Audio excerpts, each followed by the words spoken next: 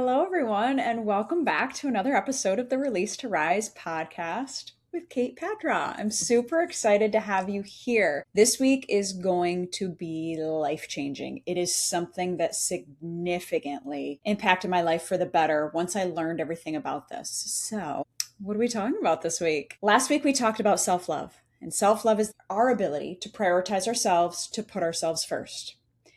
This week, we're going to talk about self image.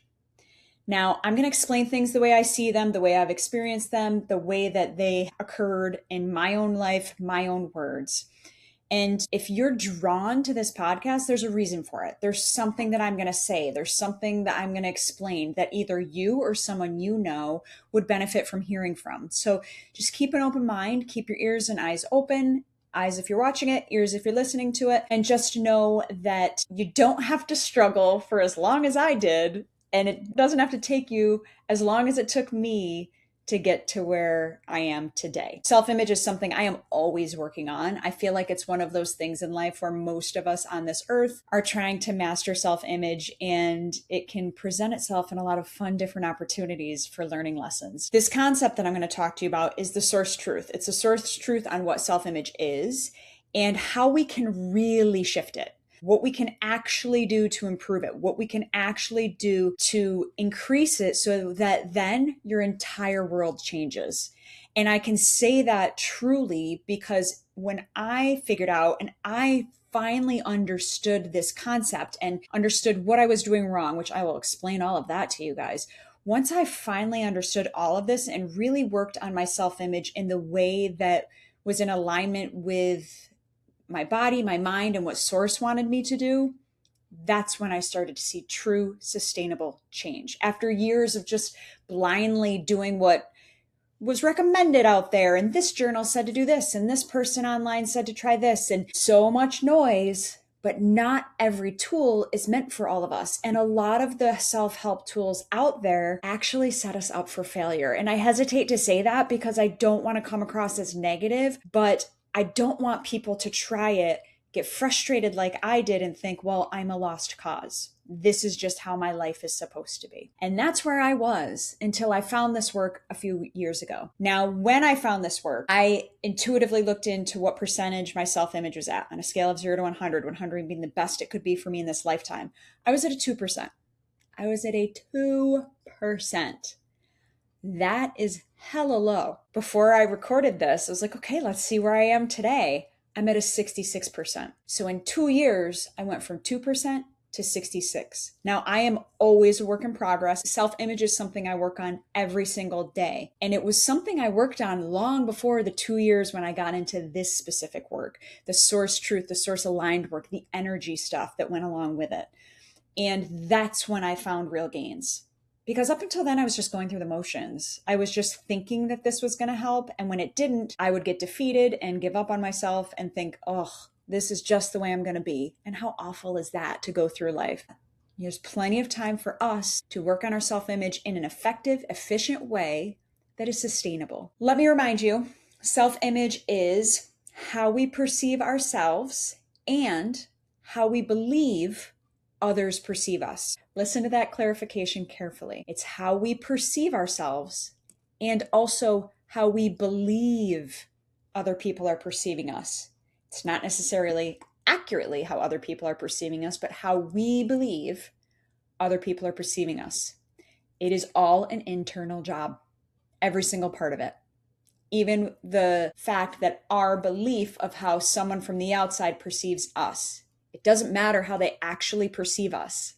It's what we believe and what we think they think of us, okay? When I work with people and when I have really looked into my own stuff and when I intuitively look in on people and what they're struggling with, the majority of the time, the emotional root cause or the root cause of the obstacle, the challenge, the thing that we want to fix is difficulties and struggles and low self-love and low self-image. Our numbers are low. My 2% a couple of years ago. It is a root cause in many of the challenges in our life. And when it's low, it impacts every single area of our life. We have 8 areas of life: physical, mental, emotional, spiritual, vocation, family, romantic, passion, hobby, and financial.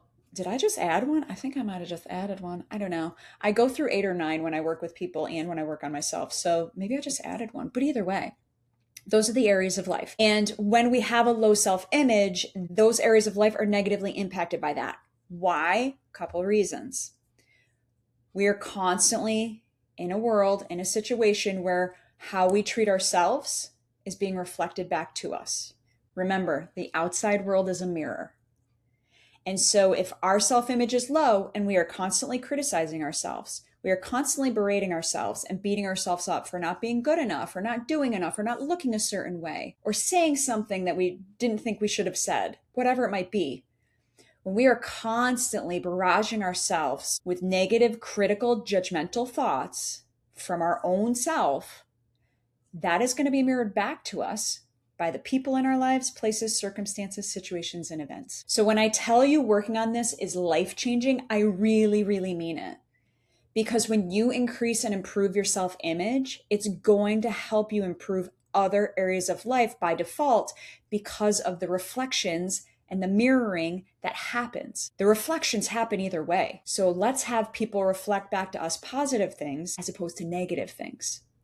That's one of the reasons why self-image is so important to work on. The other thing is when our self-image is low, it impacts how we value ourselves and impacts how we feel about ourselves. When we don't value ourselves, we don't prioritize ourselves. And guess what self-prioritization is associated with? Self-love. Self-image and self-love really go hand in hand. If your self-image is low and you're not going to value yourself, then your self-love is also going to decrease. Just by proxy, by default. The other thing that's really important to understand is self-image, when low, significantly impacts what we can manifest in this world because there's a common misconception with manifestation. We often think we just manifest what we want, and that is not the case. We do not manifest what we want. We manifest how we feel. So I'll say it one more time because it's that important. We do not manifest what we want. We manifest what we feel. If we feel critical of ourselves, if we feel not good enough, if we feel ugly, too big, too small, our face doesn't look this way, that person's better than us, if we're comparing all of those negative thoughts, if that's how we feel, that's what we're going to manifest more of in our life because then we're going to be a perfect match energetically. We're going to be a perfect match for situations, circumstances, events, people, places, things that are going to come into our life and validate and mirror back what is going on within our energetic field. So when I say this is an important topic, it really is. And we're going to just touch the surface of this. It's going to be fine for now. It's going to be a great starting point. But trust me, I could talk about this for days. It's just a big one. I'll give some examples of how people, feel like they're doing all the quote unquote right things to improve their self-image, when in reality, you still feel crummy about yourself and it doesn't move the needle. When I tell you self-image is an internal job, I very much mean that, similar to self-love. We cannot rely on external things to improve our self-image. However, we often do. Me being one of the biggest culprits of that back in the day, would totally outsource to try to improve my self-image. And shockingly, it didn't get any better. I don't know why I'm not surprised. Think about external things like changing your face in some sort of way. Lip flip, lip fill, or Botox. I'll get into a story about the tox in a minute. Changing your hair, coloring it a certain way if you want it, wearing certain clothes to make you feel a certain way, getting a spray tan, trying to achieve more to validate yourself and validate your worth, making more money. All of those things are band-aids for our self-image. And I'm not saying that it's not okay for you to go get your hair done or get your nails done or buy an outfit if you like it. But what I am saying is that when we come from a place of using those external things to build our self-image and build our confidence and make us feel better about who we are, that is when it's a problem. If we get our hair done, get our nails done, buy a certain outfit, and it comes from a neutral place, then it just is an extension of a positive self-image. But when we come from a place of that external thing, or action, I should say, because actions often can do that too. When the actions are the external thing, the product, the service, whatever it might be, if we're using that to fill this void, it is never going to work. It's a band-aid that's going to come off. You're going to feel crummier. It's going to hit for a minute. Just like when you get a new outfit, it's like, oh, that's exciting. Or you go shopping, retail therapy, that's a real thing, right? You feel good for a minute and then you feel crummy a little bit later because it's not actually fixing the problem. We're relying on the external to shift the internal. And when we do that, it just amplifies our self-image wounds. Trust me, I know. A lot of us aren't using effective tools to rewire our neural pathway. And so when we're not using the effective tools, like I was talking about in the beginning, we can get really defeated. We can get really hard on ourselves. And then again, it amplifies the self-image wounds. I'm not good enough. I'm not worthy. I'm never going to change. All of that dialogue, all of that subconscious programming. Our sense of self and our sense of self-worth can be dependent on these other things. And when that happens, we're giving our power away. We are absolutely giving our power away to people, places, circumstances, situations, and events. And so really, when we learn how to foster and bolster our self-image from a healthier place and from an energetic place, we no longer are outsourcing and we're no longer giving our power away, because it is all within our power to change this. And it is only within our power to change this. This is such an internal job. You cannot rely on anything external to permanently improve your self-image. It'll give you a quick hit and it'll feel good in the moment, but it is not sustainable and it will not last. And then you're just constantly chasing the next thing to make you feel better about yourself, how you perceive yourself, or how you think others are going to perceive you. Trust me, I know. I have been doing this for years. Years of my life I have not wasted, I learned a lot from it, but years of my life I thought I was doing all the things to feel better about myself and to like myself and to like who I see in the mirror and to not be so critical and self-loathing. And when it didn't get better, I just kept feeling worse. And I would get in such a pit of despair. And really, you kind of just throw your hands up and go, I guess this is just how my life is. And that's not the case. We absolutely can change our self-image. It just starts with changing our thoughts. I'll give you a few examples of how I was doing all the wrong things. If you equate it to weeding, when you go out in a garden and you're weeding and you just pull them up like I do sometimes in our landscaping, I'll just pull it up and not really dig out the root because I'm lazy. And sometimes it's hot and sometimes I don't want to be doing it, but I'll pull it out. And then shockingly, the next morning it's right there again because I didn't dig it out at the root. The same thing happens when we're using these tools and strategies that sound so good from the outside. They sound like they're going to work, but they don't. We're not getting to the root of our self-image wounds. Some of the things that I've done to try to fix it, buckle up, you shall learn more about me. I mentioned the talks as an external thing, so we might as well just start there. So one of the things that I did, and my husband didn't even know about this until I stopped doing it, actually. I would totally hide it from him. I was embarrassed I was doing it. But some friends were doing it, and I was like, I really don't like the wrinkle in my forehead. I'd always had a little crease. I don't know if it was from an injury from childhood, but then I felt like the crease just extended and got deeper. And as a teacher, you're making a lot of faces like, what are you doing? Did he just say that? Did she just do that? So your facial expressions are like, huh? Eyebrows up, furrowed down. You are expressing all day long, honestly, just to survive. Because you're like, what is my life right now? And that is the daily life of a teacher. You just look around like, what is this really happening? So it's very facial for me. I'm very expressive. I talk with my hands. I talk with my face. I make a ton of faces. Guys, I used to make faces when I wrote. I remember getting picked on in 6th grade because I made some weird face with my mouth. It's just, I'm expressive. I don't know. My husband will even tell me to fix my face when I'm peeling carrots and cutting them. And he'll be like, girl, fix your face. It's not that serious. And he's right. He's right. But I'm brow furrowed. So anyway, long story short, I'm an expressive person. Now, before I understood the energy behind wrinkles, which aging is not real, and we don't have to age, and we don't have to have wrinkles, and there's an energetic reason behind them, but that's a whole other podcast for a whole other time. But anyway, I didn't really like having these deeper wrinkles, and I think it was around my mid-30s. No. Yeah, like 34. I think I started to get Botox in my forehead, the teeniest, tiniest amount. And I loved it, you guys. I loved it. I loved that the wrinkles were gone. I felt young and I thought I looked better. And when I look back now, did I really think I looked better? Or did I just criticize myself in another area? Because here's what happens. And here's what scares me about Botox. A lot of younger people are starting to get it because they think it's quote unquote preventative. Physically, I was outsourcing the Botox to heal a self-image wound. So in my head, now that when I think about it now, I go, okay, what did I want that Botox to make me feel? When it took away the wrinkles in my forehead, how did I want to feel? Oh, I wanted to feel more confident. I wanted to feel younger. I wanted to feel pretty. I was outsourcing that. When if I had known what I know now, I would have stopped and said, okay, how can I make myself feel more confident now without doing that? How can I make myself feel pretty now without doing that? Internal, internal, internal. But I was focused on the external. So I get Botox, and I get Botox for maybe 3 years. And you get it 3, 4 times a year. I would go every 3, 4 months, It was cheap. They make it way too affordable. It's a whole thing. Like I said, I could go down that rabbit hole, but I digress. What scares me now is that younger people are looking for Botox to treat and heal self-image wounds that they're not even aware of, because it's under the guise of this is preventative. I don't want to get wrinkles when I get older. That is a self-image wound. But here's what people don't tell you about Botox.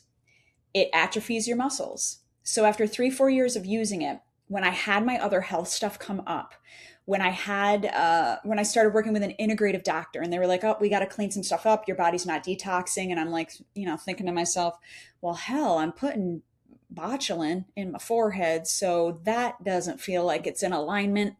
Probably should let that one go. So I stopped doing it.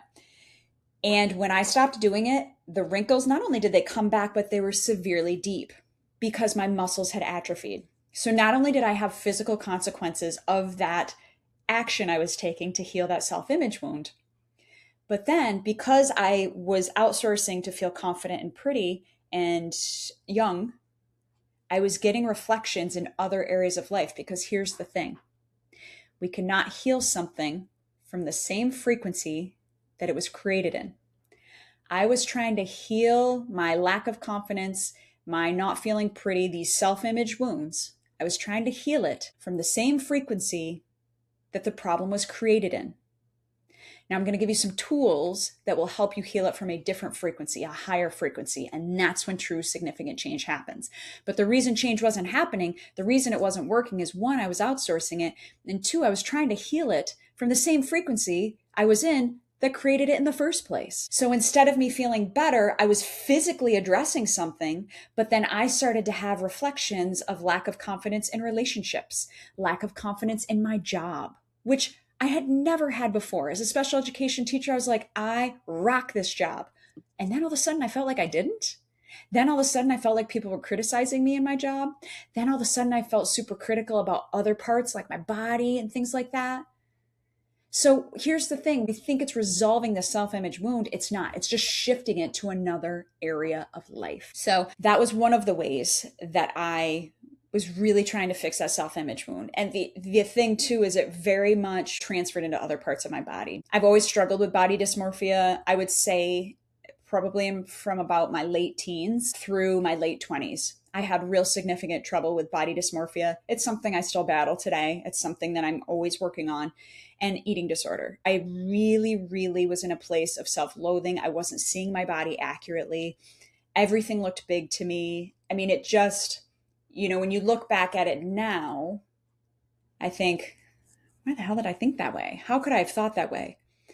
Now that I've released energy related to it, I understand the programming that was in my subconscious. And also, I was just trying to fix all these self-image wounds. And I was doing it in all the wrong ways. I mean, talk about self-abuse. Physically, I wasn't nourishing myself in any way, any healthy way. I was possibly eating maybe 500 calories a day, which again, I can dive deeper into this story. And maybe I devote just a whole podcast to that. If that's something that would resonate with you, let me know, because I will absolutely expand on that for you guys. But I was also working out, not because I was able to, but because I had to. For example, if my boyfriend at the time would go out to breakfast at a diner, and then he had to go coach hockey practice. A couple hours later, I went and ran 9 miles because I had an omelet, hash browns, and toast. What a tragedy, but that was my mindset. It was almost used as a form of maintenance and punishment. Now, I will say running was also my stress relief. So there were a lot of positives with that. But I wasn't coming from a balanced, responsible place. I wasn't coming from a neutral place. I was using fitness to allow myself to eat more. So obviously I'm outsourcing. I'm outsourcing to feel better about the choices I'm making in everyday life. I hated the body I saw in the mirror. I struggled with food. And it really became a problem until my mid-20s, when I had a realization that this was going on, made a change. Now, I would like to say that once I made that change, it's easy peasy. It wasn't. It wasn't. But it made me realize how I was using fitness to outsource my self-image and help me feel worthy. I ran 9 miles. I'm worthy of eating. It's like, girl, no, you're not worthy of eating. You need to eat because you're a human. But in my head, I was outsourcing. I was outsourcing to make myself feel better. I was outsourcing to heal or put a band-aid on those self-image wounds. I remember being so torn about having egg whites one night after dinner. And I was on the verge of passing out, but I'm like, I've got to eat something. And it was this weird higher self and human self debate. Egg whites, guys, egg whites. But that's where I was. I was using restriction to help myself feel better and fixing my self-image wounds. Because when I restricted my food, I felt like I had control in my life. And there was a self-image wound in me that said, I don't feel safe being authentically me.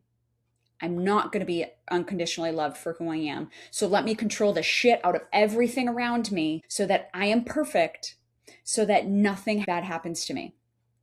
All self-image wounds, guys, all self-image wounds. So then when I did get into recovery and, counseling and all those things, they try to get you to do things like affirmations, and they never worked for me.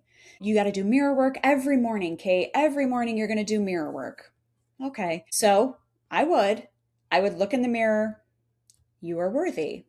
I am pretty. I am strong. I am this. I am that. And my human conscious mind was saying that to myself in the mirror. And do you know what my subconscious was doing?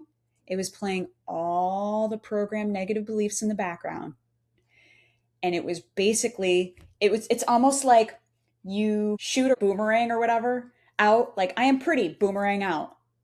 And then your subconscious is like, I don't think so. And it boomerangs it right back at you. And it comes flying back at you and lobs your head off. They don't work because my conscious mind is telling myself something that my subconscious, one, is not programmed to believe. And two, then my conscious is like, girl, no, you're not. Look in and be like, I'm pretty. And immediately my negative programs, my automatic negative thoughts would be like, yeah, but this is wrong and this is wrong. And what about this? And what about this? And did you see that part of your body? And oh my gosh, did you see that part of your body? And I would rip myself to shreds.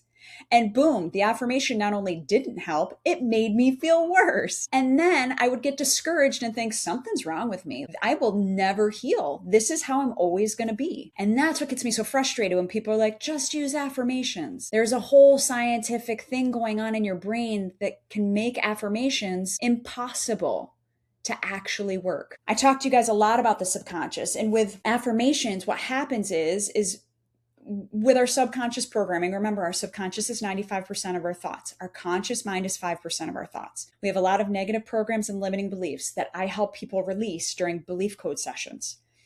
When I tell you there was so much related to not only my body dysmorphia and how I viewed my body, but also food and safety around food that I had to release from my subconscious. And it makes me think, would I be struggling now if I hadn't released those? What would my internal dialogue be now if I hadn't rewired those neural pathways? Because here's what happens with affirmations. The affirmation boomerang goes out. Your subconscious programming says, oh, but wait, you said you were pretty, but we don't have that. We don't have that in our sphere. That is not toggled on. That filter's not toggled on. So we're going to reject that and send it right back at you. And so it never lands. It never makes sense. You don't emotionally connect to it. There's this thing in our brain called the reticular activating system. Have you ever had, this happened to me when I was looking for a car. I love Jeeps and I love white Jeep Grand Cherokees. All of a sudden, I didn't really know I loved them, but then when I started looking at cars and I was like, oh, I really like them. All of a sudden I went for a walk. I counted 5 in our neighborhood. Now, I've been going through the same loop, the same walk for years. Been in this house for 12, 14 years. Never seen this amount of white Jeeps in my life. But what happens is on a conscious level, I recognized it. And my reticular activating system, my brain, my subconscious said, turn that filter on. Let's start looking for that. And because that filter was toggled on in my subconscious, I started to notice them more. It happens with cars all the time. People will be like, oh, I just got that car. Oh, okay. And then all of a sudden you're driving along and you see 5, 4, 5, 10, whatever, how many of them around. It happened when we were getting our roof done here. I never looked at the color of people's roofs. All of a sudden I noticed all sorts of colors and different things because it was the filter was toggled on. It was brought to my awareness. Now, with our subconscious programming, for better or worse, those filters are toggled on. And it's just like online shopping. When you toggle those filters on, it narrows what our subconscious sees. Just like when you're online shopping, it narrows your search. And so when you say I'm pretty, but you have a subconscious filter on of I'm ugly, I'm fat, no one's going to love me as I am, that automatically rejects your conscious thought of I am pretty. And that's why affirmations don't work. We have to get into the subconscious and rewire the neural pathways. Our subconscious is also emotional. Our conscious brain thinks about the past, thinks about the future. It's very critical. It's very logical. And because it thinks about the past and the future, and because it is so critical, you logically send something and try to rewire, and your subconscious is like, nah, no, that doesn't land. That doesn't hit. Because emotionally, you're not connecting to I am pretty. And then you have the chatter in the background that then reaffirms that you don't really feel that way. So that was kind of where I was when I was in my mid to late 20s with the body dysmorphia, with the eating disorders, and I wouldn't say it was orthorexia and that I was working out too much. I just think the intent behind my workout was just not the best intent. It was to fill a void. It was to put a Band-Aid on a self-image wound. So then I get to my mid-30s, then I try the Botox, and the Band-Aids keep getting slapped on, and then eventually they fall off. And gee, I wonder why I still felt crummy about myself until a couple years ago. I even did this with, for those of you that don't know, I was a special education teacher for 19 years. And around the age of 29-ish, I think I started to go for my doctorate. I love to learn. I don't know why I had the pull to go for my doctorate. I just did. I absolutely love to learn. And I was nailing it. I was crushing it. And I really was excited about doing this study, or so I thought. At the same time I was doing this, I also was not only a teacher, but I was what's called a chairperson for the special education department. So I would run all these meetings and organize all these things. And then I was also planning a wedding at the time. I mean, it was a lot going on at once, but I really was driven to get my doctorate.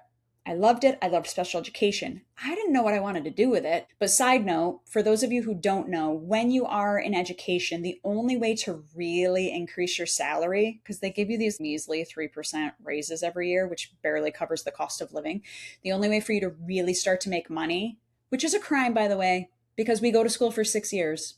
Anyway, is to take more classes. The more credits you have, the more money you earn. So it's like, okay, great. I can increase my salary this way. It's a win-win, right? It's a win-win. And what I slowly and surely understood and learned the closer I got to doing my dissertation and working on my thesis is that I was connecting my worth and my value to everything I was achieving. Every single thing. If I got an A on that assignment, if I got an A in my class, I felt so confident and so good about myself. My self-image, so I thought, was high. And if I didn't, if I was not feeling the pull, if I made a mistake on this paper, I would feel like the dumbest thing in the whole world. Guys, these were doctorate level courses and I was crushing it. And yeah, I was relying all of my worth and all of my value on how much I could achieve and how well I could achieve it. So then I get to the finish line almost, where I'm just about to start my thesis, my dissertation. I'm burnt out. I'm burnt out at my job. I'm burnt out in life. Every waking moment, I was either teaching or I was working on my doctorate. I didn't have time for family. I didn't have time for friends, nothing. And when I really sat and reflected on it, I was doing it to stroke my ego. I was doing it to heal a self-image wound. And I just didn't realize it. My brain was convincing itself that I'm doing this so that in the future I can do this. But then I looked and I'm like, I don't want to be in administration. That job stinks, in my opinion. That's not fun. You don't get to work with the kids as much. They're the fun part. Administration's the worst part. It's the hardest part. Or I don't want to teach at college. I was really not understanding how I was going to use this. So I did something that was really out of my comfort zone. Really out of my comfort zone. I quit. I took a leave and I noticed how much better my body felt when I could sleep.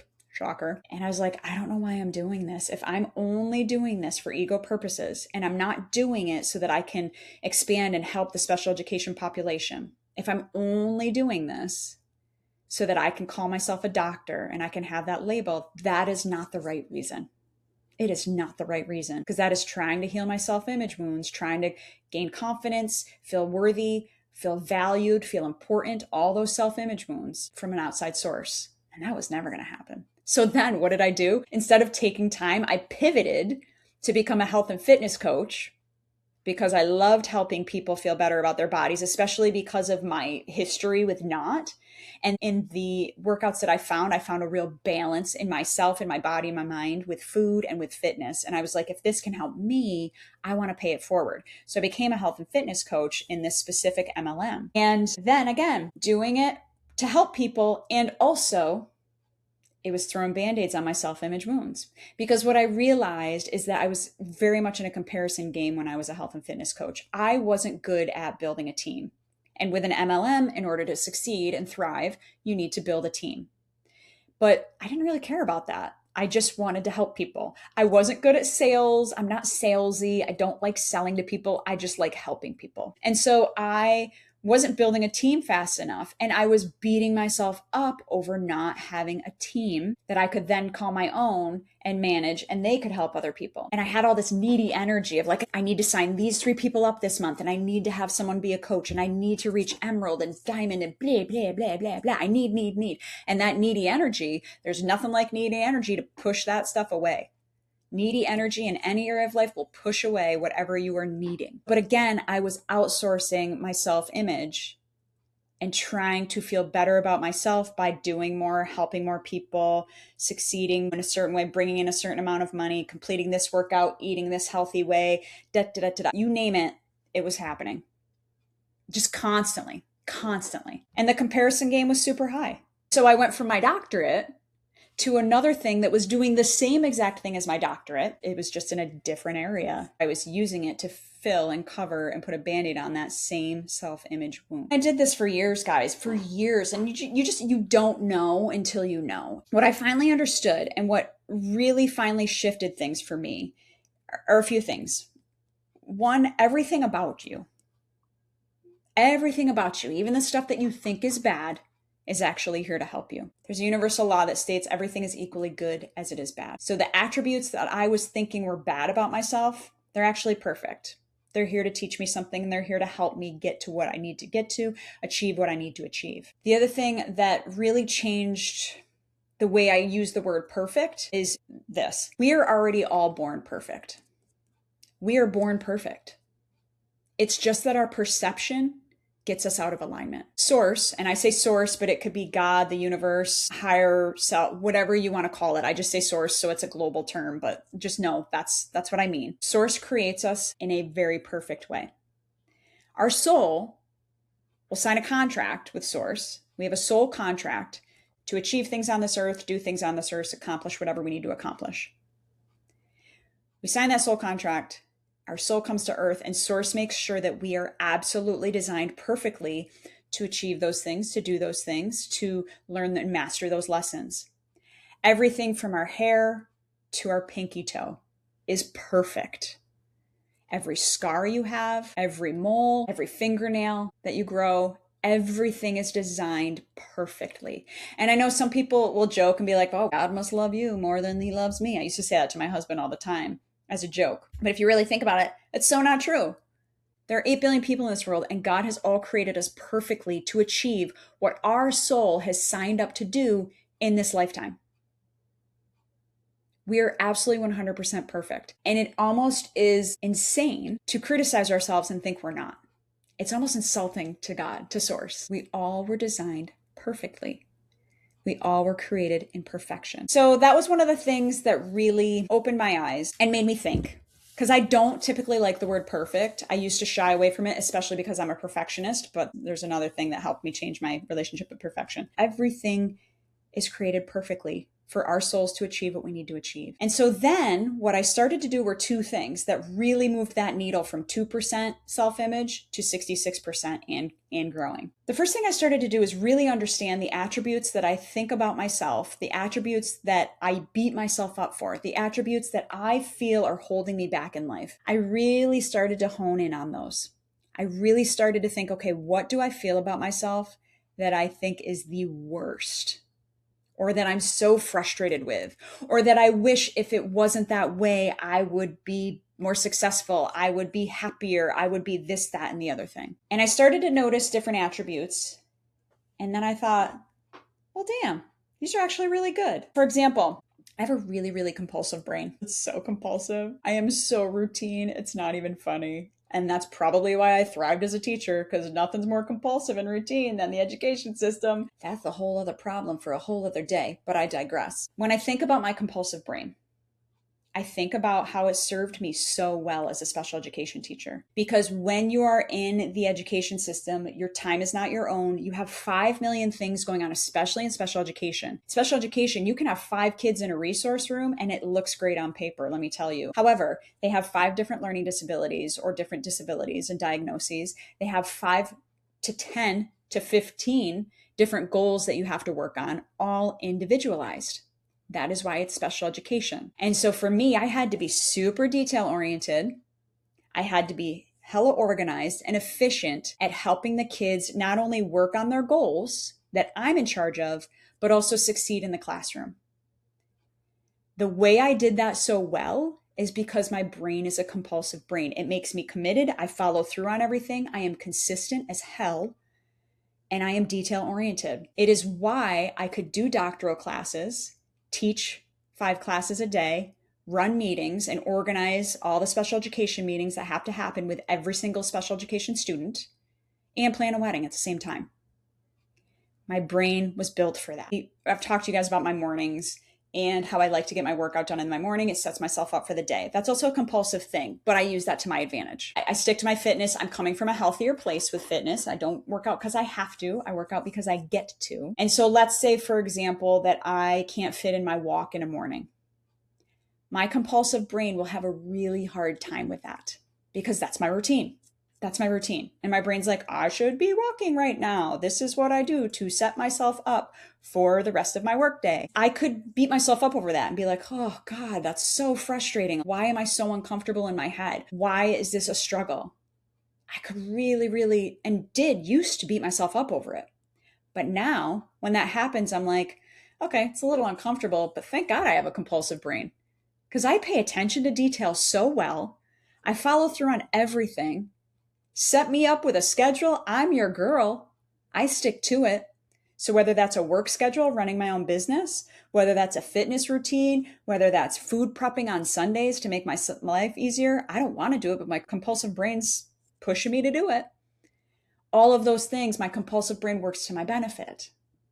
And so instead of hating on myself in that moment, I'm like, oh, well, is this uncomfortable? Yes. And also, I love the fact that I'm compulsive. And you know what? So does my husband, because it makes his life hella easy. The other thing I used to beat myself up over all the time is perfectionism. And I know that that can be a kind of a controversial thing to talk about because, you know, there's no such thing as perfectionism, but yet we are imperfectly perfect. That is how Source made us. Source has made us perfect. We're walking through this world just being imperfectly perfect, the way God intended. I used to beat myself up because I didn't look perfect, act perfect, say the perfect thing, do the perfect thing. When I quit my doctoral program, ooh, beat myself up about that. Even, I mean, I gotta be honest, you guys, still, I get a little twinge to this day. It's like old programming. But at that time, I beat myself up over that for years because that's not the perfect thing to do. You don't quit. I had this relationship with perfectionism where I was really beating myself up over this attribute.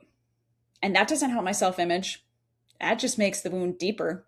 That doesn't help me value myself because I'm just criticizing myself, berating myself because I'm not perfect. Instead, when I look at perfectionism now and I look at me as a perfectionist, I think, well, you know what? I'm hella detail oriented. Ask me to throw a party, it's going to be fire. It's going to look great. Your hors d'oeuvres are going to be on really pretty plates. I mean, it's going to be customized. Fall party, I'm going to get you some fall napkins. You know, different things that I would pay attention to because that perfectionist part of me pays attention to those details. Because I'm a perfectionist, I have a really strong work ethic. I go above and beyond, whether that's in my energy sessions, whether that was as a teacher, whether that's as a friend, in my marriage. I am always going above and beyond. And I always am trying to evolve and grow. And that's the part of perfectionism that I'm so grateful for, because that has made me and expanded and evolved me as an intuitive energy healer, simply because of my perfectionist brain. I am so thankful that that is one of my attributes, because without it, I wouldn't be helping people heal as rapidly as I'm helping them. I would be helping them, but not in the way I am now. I don't like people to tell me what to do. I hate it. My husband knows this. He will tell me something that I know I need to do, or he'll suggest something, but because he suggested it, I'm like, no, I don't think so. It's the manifestor in me for you human design types. It is the manifestor in me for sure. But that has also served me well. And I have found positions in my life, especially in vocation, where that has served me well. As a special education teacher, don't tell me what to do. Guess how that serves not only me, but it serves my students, because then I am a strong advocate. You want me to do this? That's not what it says. That's not what's in the best interest of the student. I can't sustain that as a teacher. Don't tell me what to do. Because when you do, I get stubborn. And my stubbornness, I dig in my feet and I try to find a better solution to things. I try to solve the problem different. I think outside of the box. For example, when I got certified in emotion, body, and belief code to be a practitioner, that's great. And they taught me well. But I took what I learned from them. I took what I learned from my own practitioner. And I'm always continually evolving and growing and expediting people's healing, because I will never settle. So you can give me advice in those opinions, but that part of me that I wish I could not be as stubborn, and if they tell me to do something, just do it without pushback. Now I really love that part of me, because it's helping me help other people in a stronger, faster, bigger way. I'm grateful for it now, instead of beating myself up over it. The other thing is I've been called negative a lot, and it's a weird juxtaposition because my brain does tend to go to the negative, but that also has shifted with the energies I've released during my own body code sessions. But if you think about somebody who's negative, there's a lot of positives to that. They're always thinking about the risks, the problems, the obstacles. They're identifying those potential things. When I have a negative response, it pushes me to solve a problem. It pushes me to make a change. And not for nothing, but being negative has helped me avoid certain obstacles and challenges, be prepared for certain things that have happened, and problem solve. For example, in my energy sessions, I loved doing just regular old emotion, body, and belief code. But then I had this pull of, is this enough? Can people do these sessions enough to live a happier life, to really get themselves into balance? They can. But financially, is that feasible? And time-wise, is that feasible? Because I was negative about that, that led me and one of my intuitive besties to learn how to bulk release. And now I've taught myself how to release things from current lifetimes, past lives, inherited lives, future lives, parallel lives. That's significant healing, but it took me being negative to even understand and recognize that. The other thing that I briefly touched on that has helped me with my self-image and healing my self-image wounds is very much doing the emotion, body, belief code work. There's a lot of trapped emotions that can cause us to lean towards low self-image. For example, there's a trapped emotion of self-abuse, both physical and emotional, that can get trapped within our field. When it's trapped within our field, we are more likely to feel that, act that way, or when we do it more intensely. Getting rid of that energy helps raise your frequency. You're not as likely to abuse yourself, whether it's emotionally or physically. There's other things too, different stored energies. Gosh, I could go into so much, but we don't have enough time. But there's a bunch of stored energetic beliefs and negative programs that came up, for example, for me in some of my sessions. I'm fat. Nobody likes me. It's not safe to be me. Those were subconscious programmings that I was able to release through my energy work, and then put in new positive programming and rebuild and rewire those neural pathways. And that's why I have more sustained growth and more sustained improvement, because I'm not just working on the surface level, I'm reprogramming the brain. I'm reprogramming the subconscious. The energy work and recognizing my attributes as things that aren't holding me back, but the things that are helping me thrive and find my purpose and my soul path and my soul pull. When I start to see the positives in those, and then when I start to release that energy that's stuck within my system and rewire the programming in my brain, that is what has led me from 2% self-image to 66% and counting. because I work on this every day. The bottom line for me is talk therapy, affirmations, journaling, all well and good. They didn't move the needle for me. I wasn't pulling the weed out by the root. I was just trimming it, and then it would grow back, and then I would get mad. I was working harder, not smarter. I would spend my time hating myself so much, and that time can be used elsewhere. That time can be used helping other people heal or figuring out how I can expedite my energy sessions and help people heal even faster. It frees up my brain to do that. I shifted my neural pathways with energy work. I reprogrammed my brain. I put in new ingredients into my reticular activating system. I rewired those neural pathways. And then I questioned why I want external things. That's the other thing that I think has shifted for me. When I have a pull to get an outfit, okay, why do I want that outfit? What is that physical thing going to help me feel? And if I go, oh, you know what? I think it's going to help me feel more fashionable. I think it's going to help me feel more confident. Okay, how can I feel more confident in myself before I go buy that matching workout set to wear to whatever? It's an internal job. Now, do I always just not purchase the thing? No. You know, my human still comes out and I will purchase the workout set or whatever, knowing full well, though, what I'm trying to do. And I think that's a big thing is you just have to be aware that the physical things you might want or the actions that you might want to take, stop yourself and think, what would that action or what would that physical thing provide me? And if it's going to provide you something that's going to throw a Band-Aid on a self-image wound, then think twice about it.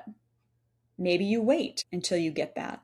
Wait until you're in a neutral place. If I had thought about Botox, okay, what is that going to give me? It's going to give me confidence. If I had thought, okay, how can I build confidence within myself?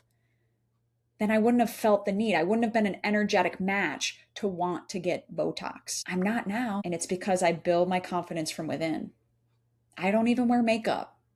I make sure to come to this podcast with no makeup on because I know that that makeup is going to make me feel safer, more confident, and I have to do that within first. And that's not to say I don't wear makeup at all, but on a regular day-to-day basis, I don't. And it's a little uncomfortable for me, but I need to prove to myself that I'm fine. People love me with or without it. It doesn't make me who I am. I need to foster that confidence within, and I need to feel safe within. Then I can wear that shit every day if I want. I won't want to, though. When we work on the internal, it is going to shift what we're an energetic match for. For self-image, if we work internally on how we perceive ourselves and how we believe others perceive us, if we work on those internal self-image wounds, both looking at our attributes that we think are negative and seeing how they're actually helpful, and then also shifting our energy through releasing some trapped energy and releasing some negative beliefs and limiting beliefs. When we do all that, then that's going to raise our self-image and the rest follows. Like dominoes. It's an amazing thing. Like I said, I'm always a work in progress. I think this is one of the major life lessons that I'm put on this earth to master is self-image, self-love. So it comes up a lot in my life. I've just learned to keep learning about it and keep practicing it. This is just scratching the surface of this stuff. I mean, really, I could spend hours just talking to you guys about it, and maybe we'll do a webinar on it. If that's something that you would really like to go deep in and have me intuitively look in, message me, email me, let me know, because I am going to do webinars where we can just get deeper into this stuff and really hone in individually with people, talk about what it is, and then go, here's what you specifically need. And here's what you specifically need, because there are specific tools that will help move the needle faster. So if you want in on those webinars, definitely drop your email, get on my newsletter list. You go to my website, which you'll see in the show notes, scroll down on the first homepage. It's like a tan background, and you sign up for my newsletter. Then I will send emails about the monthly webinars. If you feel the pull to dig deeper and to want to learn more, let me know, because this concept is a game changer. And trust me, you can master this much faster than I did. Much faster than I did. And I want that for all of you. I don't want anyone to suffer the way I did. Thank you for listening. And if you feel the need to pass this along to someone who you think could benefit, please do. I want to make sure to help as many people as possible. I will talk to you guys soon. Love you. Bye.